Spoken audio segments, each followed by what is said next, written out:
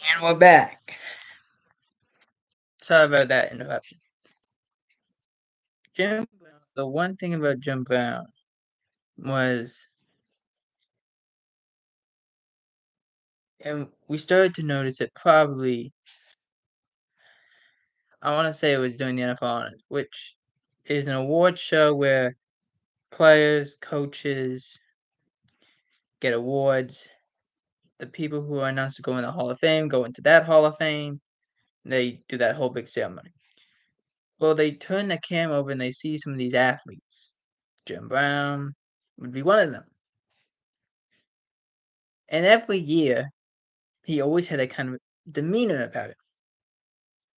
Not a demeanor like he had in this recent one. More of a, he knew the camera was on him, and yet he would just be very calm, cool, and collected. This year, it looked more like a perplexing look. It was like his mouth was open, and he just was looking all over the place, like he had never been there before. His wife, Minette,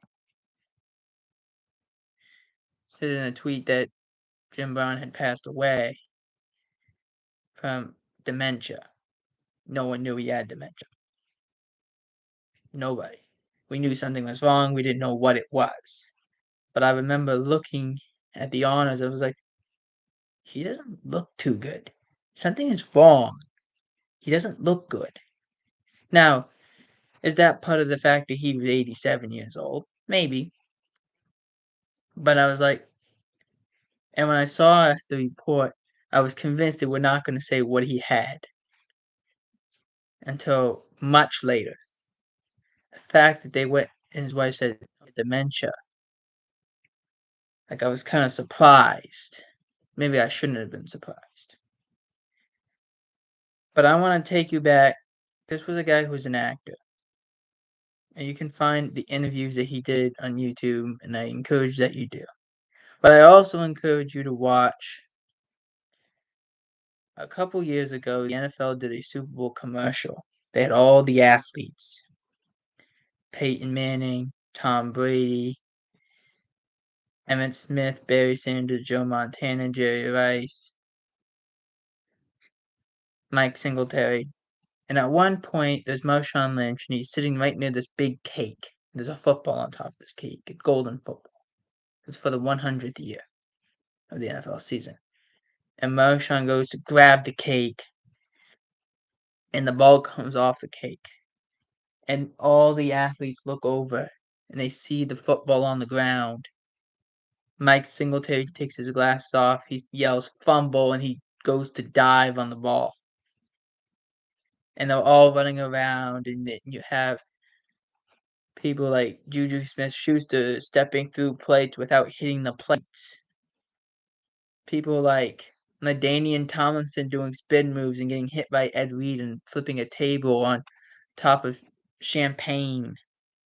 It's thrown all over him and stuff like that. But at one point, there's Jim Brown.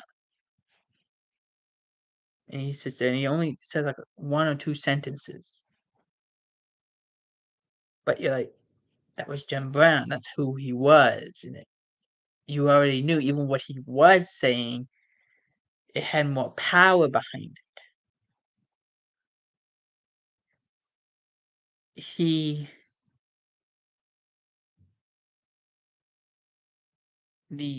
When he had said that, I encourage you to not just look for the commercial. I encourage you to look for the behind the scenes version. And the director, he's talking about how all these people, how they set this up, how they did this, how they did that.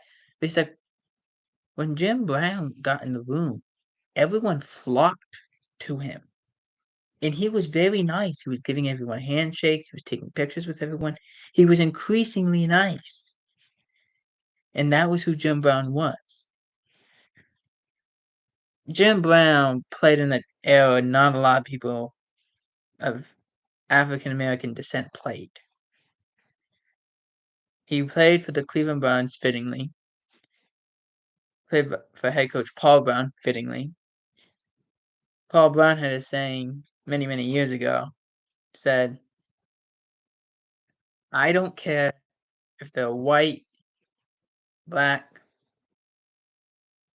Asian, Catholic, Protestant, whatever religion, whatever ethnicity they are, if they can play football, I want them on my team." And that's what he would do. They can play football, they can be on my team. And Jim Brown was one of those guys. And then he became an actor. He acted in some stuff. He was pretty good at it, actually. But then he became a activist. There's not many of those guys left. Kareem Abdul-Jabbar is one of the only ones that is still remaining to this day. But Jim Brown had the most publicity. That's really what kickstarted that whole thing. Was he was a made man, and he was saying this. You had to pay attention. So, on top of the fact that he's an NFL legend, on top of the fact that he was well respected, he was way more than an athlete. He was an athlete. He was an actor. He was an activist. But the NFL lost a great man, and the world lost a great man. Maybe not like a president or someone in Congress, but if you ever are asked, well, who was Jim Brown?